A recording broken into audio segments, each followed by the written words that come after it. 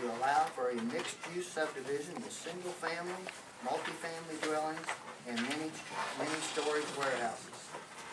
Charleston Township, Charlestown, Indiana. And our presenter is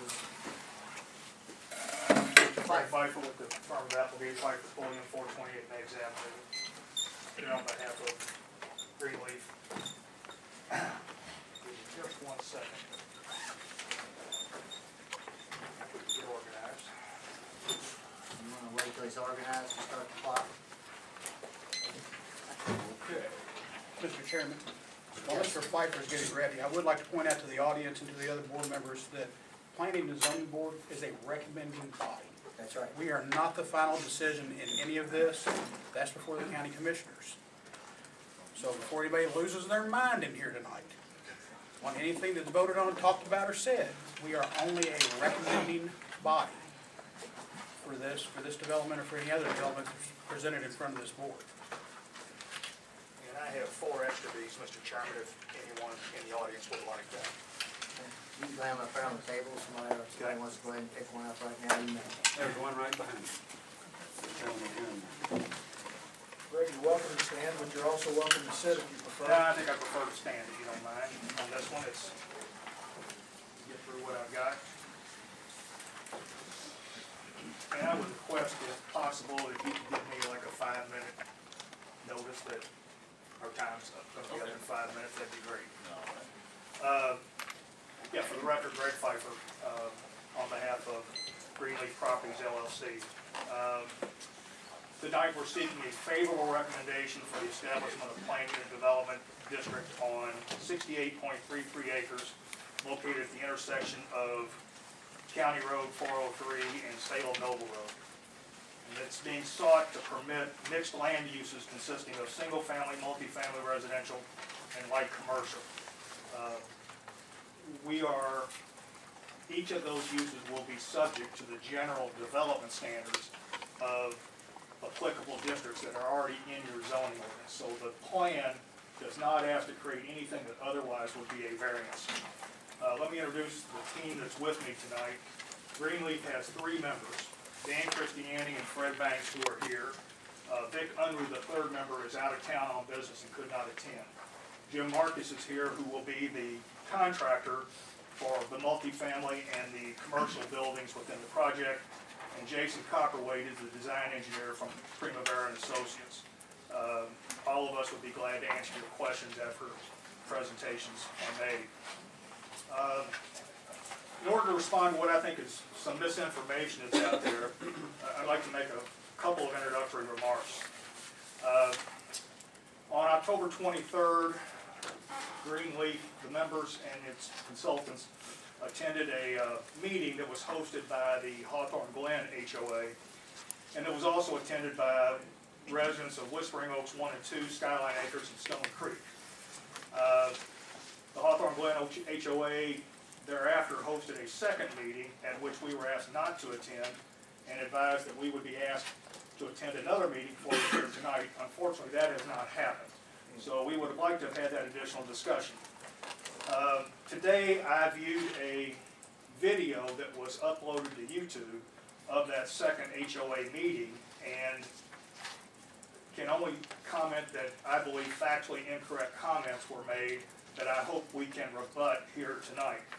But first, let me address a couple of points of Indiana zoning law that I think are important when the two sides before you have totally differing views of what are claimed to be facts. First, Indiana Code 3674-610.5 provides that a rezoning can be revoked by the legislative body within 180 days after it's approved if it can be demonstrated that the applicants made material misrepresentations of fact in order to obtain that approval. So we've got a strong incentive to be fully truthful both tonight and before the commissioners. Second, I'd like to think that those of you who know me well would believe that I have a well-deserved representation for being a straight shooter. In my line of business, I might not always be able to tell you everything I know, but I have tried to make it a rule to never intentionally misrepresent something. And I don't intend to do that here today.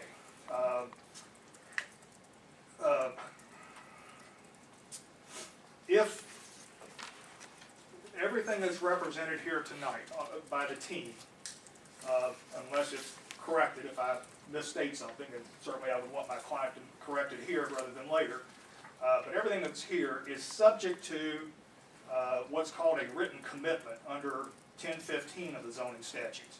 And that would be like restrictions, but limited to the approval here tonight. So at the end of this process, if a plan unit development is approved, I'm able to work with Mr. Nahan to draft an instrument that would be recorded that would make anything that you think is important that we have offered or represented would happen, put that in writing, record it in the recorder's office, and it runs with the land just like restrictions, and you have the authority to enforce that.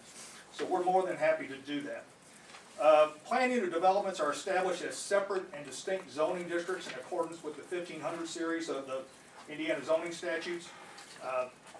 It can either be by drawing or by text or both. So since we're not changing any of the development standards that we're incorporating by reference, it's by drawing only. And so if this is approved, this is the only thing that can be built unless we come back and go through this process again. So what are the specific building and uses proposed in the Greenleaf Plan Unit Development? Well, tab 1 of the document I've given you is the proposed preliminary plat and a color rendering that's a little easier to see. And I'm going to let Mr. Copperweight go through that in more detail. But it's basically for 9 single-family houses utilizing the R1 standard on lots that are larger than a half acre, 240 1- and 2-bedroom apartment units with clubhouse, fitness center, and pool and recreational area on 51.698 acres, and 45,000 square feet, or about an acre under roof, of mini storage units on 10.282 acres, and a 1.629 acre lot at the intersection of out front that we don't have a use for today, but would be developed in accordance with your B2 standards when it is finally developed. When it's done, the ordinance will have more than, or the property will have more than 39 acres of open green space, including a paved walking trail of approximately 2,100 feet, which is about 0.4 miles. So what will the storage units look like? And I'm sorry, at tab 2, I had a photograph of the, we haven't designed the apartments yet, but Jim went over to Louisville and got, took some photographs, and we picked this one out as being representative of the design finishes that we would intend to utilize to finish these out. These were taken over at the east end. Jim can talk more about the thought process of that. I'm not sure they're crazy about the color scheme, but this is what they would look like. Tab 3 is photographs of the storage units that Mr. Unruh and Mr. Marcus built on Applegate Lane in Clarksville recently. Those are the same kind of finishes that we would use here, and it shows the buildings as well.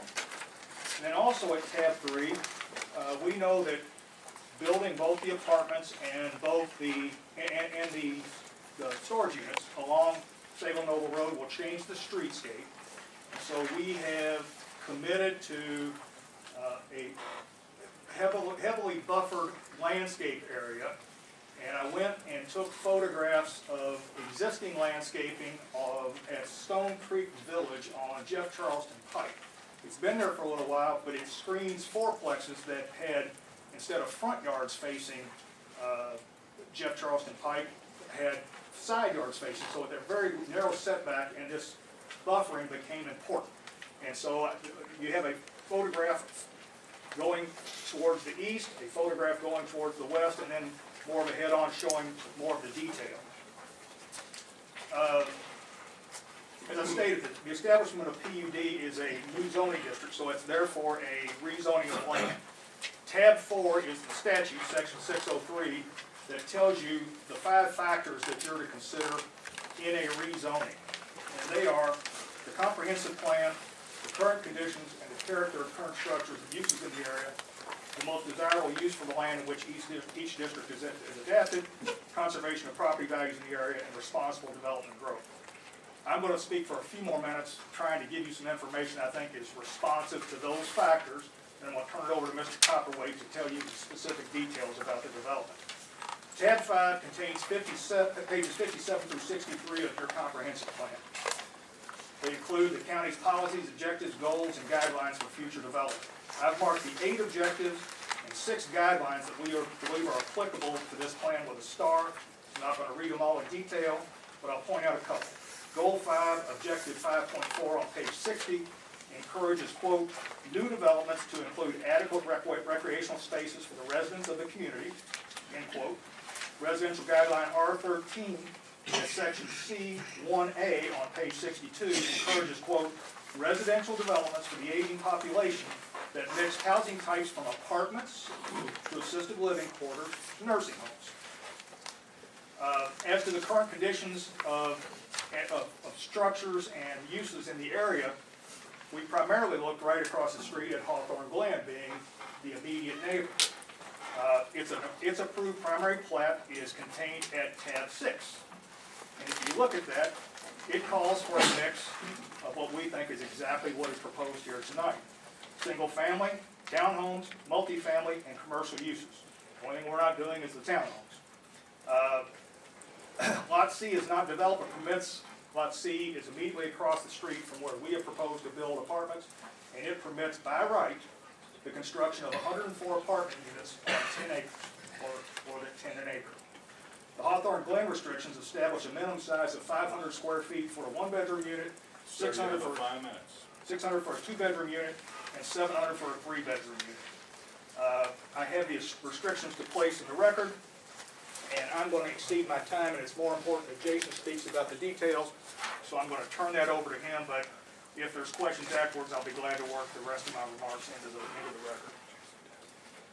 What I put into the record is the Hawthorn Glen restrictions, a Harvard study that talks about that's entitled Overcoming Opposition to Multifamily Retail Housing, a letter that's addressed to Mr. Kaufman as president of this board, and that's from the Building Development Association of Southern Indiana, and includes another study from Columbia, a study or an intermediate news article that appeared on October 24th regarding concerns about traffic on the Charleston Road corridor, and the executive summary of a recent engineering study that was submitted to KIPTA that's intended to address traffic concerns in that area.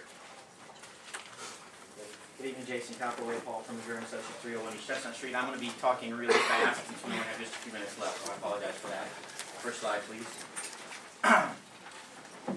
This is the current zoning map for the area. The area outlined in black is the Greenleaf Properties project. As you can see, to the northwest is an area of industrial zoning, M1, M2. To the northeast is the PUD that is Hawthorn Glen. Southeast is R1, and southwest is R2. Next slide, please. What we're proposing here is just as shown, commercial in the corner, multifamily in the middle, mini warehouse storage as a transition from the apartments to R1 single family in the back. Next slide, please. The commercial is B2 uses and standards on 1.6 acres. The multifamily is 240 multifamily units on 51.6 acres, which is about 4.6 units per acre. That includes a clubhouse and pool, central mailbox and trash compactor. It has approximately 32 acres of green space with a walking trail. The mini warehouse storage is 45,000 square feet on 10.2 acres, which includes about 7.5 acres of green space. And then the 9 single-family residential lots, which would be R1 uses and standards, which are about a half acre. Those lots are probably about 1.5 to 2 times as large as the standard lot in Hawthorn Glen. Next slide, please. Well, when we laid this out, we wanted to look at a transition of uses. As I mentioned, there's industrial on the northwest side and R1 on the southeast side. So we had to look at it as what's the best way to develop this and transition between those two uses. Next slide, please. And so we looked at commercial against 403, a little denser housing, transitioning back toward single-family R1 to buffer the single-family R1 that's existing on the other side of Greenleaf. This is classic planning transition. Next slide, please. This is the approved preliminary plat for Hawthorn Glen that abuts the property on the other side of Salem Noble. This is the engineering detail. Next slide, please. I wanted to show you a comparison of what we're doing here versus what is approved in Hawthorn Glen. The blue along 403 is commercial, which transitions to multifamily in the purple. There is multifamily currently approved in Hawthorn Glen. It's not been constructed yet, but it is currently approved. And then it transitions to single family, which I show in red on the southeast side. One deviance here, I guess I would say, from that transition is the mini warehouse storage, the blue, shown just above the red. As I've testified before this board on many occasions, mini warehouse storage is about the most innocuous commercial use you can have. Traffic is very low. The developers experience about 30 trips per week out of their facility once approved. Very low traffic. It's completely surrounded by fencing, so it's entirely secure, accessed only by keypad entry. One of my clients has said your car, if it were in one of these storage units, is safer than if it's sitting in your driveway. So you have a 1 minute. Next slide, please. I did some traffic comparisons. Next slide. Next slide. Okay, so originally this project was approved as M1 out front, Plan Unit Development. As we found out last meeting, that has expired, but the traffic for this proposal is a 21.9% reduction from that original approval, and it's about half the traffic we expect from Hawthorn Glen. Next slide, please. When Hawthorn Glen was developed, the developers for Greenleaf participated in the construction and reconstruction of Salem Noble Road to make Hawthorn Glen and this development. We designed that road. It was designed adequately for both projects. Now there's a light at 403, which makes it traffic handling even better. Next slide, please. Mr. Pfeiffer talked about the berm. Next slide, next slide, next slide, next slide, next slide. I want to talk about drainage. All this property, I know you normally don't deal with drainage, but all this property drains to Silver Creek. We know we have to follow the county drainage ordinance and obtain approval by the drainage board. Time is up, sir. Okay. Thank you.